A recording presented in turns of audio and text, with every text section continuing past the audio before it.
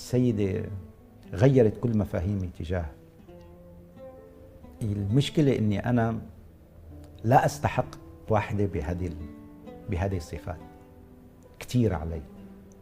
كن معك صريح، يعني دائما بقول لهم وأنا واقف ماني طويل صعب أوصل للكعب، لأنه هي سيدة خارقة بكل ما تعنيه كلمة خارقة من معنى.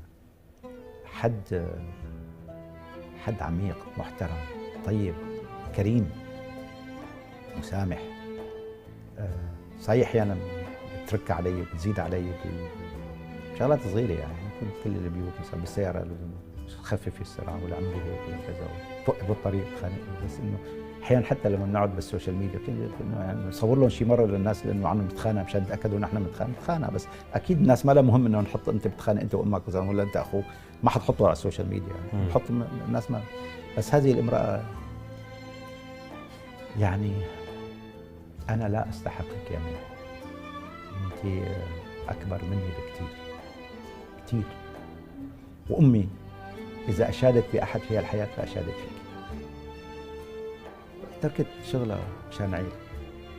في ناس بتقاتل تطلع على شاشة. كانت مذيعة في تلفزيون دبي، مذيعة أخبار محترمة وراتب محترم، ما فكرت لي لحظة. قلت لك قعدتي مع البيت مع الأولاد. بعمرها ما طلبت شيء، بعمرها. الأشياء للآخرين بتسعدها، الجيفنج هو اللي بيسعدها مش الأخذ. المعنى الحقيقي للعطاء انك تعطي. المعنى الحقيقي نعم، انك تعطي. لذة العاطي لما تشوف سعادة بوجه الآخرين، مش تمننهم وتذلهم. اي والله. مش أنا عندي العادة مثلا أعطيت لأخواتي صغار ولا كذا، بس هي ما عندها شيء أبدا. واحدة من الناس لما تروح عند حد تعرف إنه ما معه فلوس، من لبسها لإيدها لساعتها لازم ما يكون ما في شيء مبهر أبدا. فتعلمت منها كثير شغلات. تعلمت منها مثلا إحنا عم ناكل، قبل ما ناكل نحن بتوزع الأكل، بتقلي مش نحن ما بنعطي الناس الليفت أوفرز أبدا.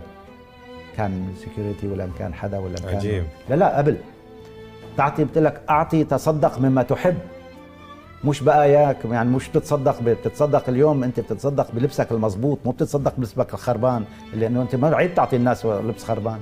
والله فكره. طبعا حتى موضوع الاكل وايد عيب. طبعا اليوم والله العظيم مره مثلا قاعدين عم ناكل شاويين 4-5 سياخ كباب وشقفه. قلت له مش برسم قتلي ابدا، مثلنا. حلو. فراح انه مثل احنا ببيتنا فينا ناكل، خليه ياكل هو. انا بطبق نفس الشيء. نعم. وايد عيبني. ايه، عم بتعلم انا كثير شغلات. واحيانا حتى بقول انه قلت لي فلان اعطانا، فلان وقف معنا، عطي. بقول لك لما تعمل شيء انا عم بتعلم دروس. ومشكلتي انه لما بتكون مع حد منيح بتصير انت تحس حالك انه بدك تصير افضل. ايه بدك تصير افضل، بس بنفس الوقت انت عندك عيوبك. فبتحس بالذنب. انا بحس بالذنب تجاهها، انه انا اقل بكثير منها. فصحيح كل شيء املكه تحت حسابها، بس بعمرها ما بتعرف هي شو في عنا. بقعد بحب لازم اصلي شيء هيك.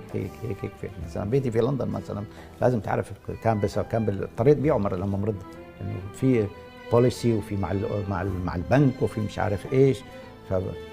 فهي هذا النموذج من البشر اللي بيخليك تحس حالك صغير وكبير.